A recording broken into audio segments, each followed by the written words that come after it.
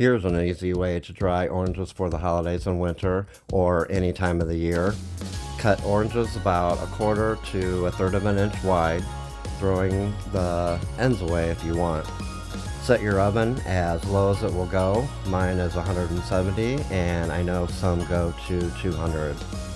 Line baking sheets with parchment or wax paper, then add the slices. Touching each other is fine, they will shrink a little bit.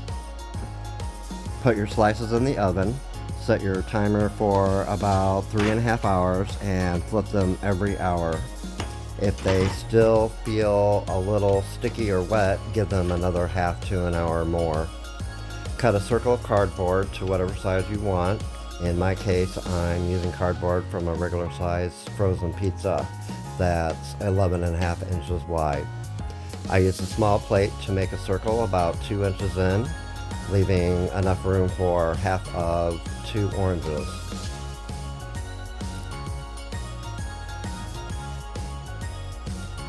Glue them on all the way around, building it up about 3 to 4 layers. Find a bow if you want and hang it up.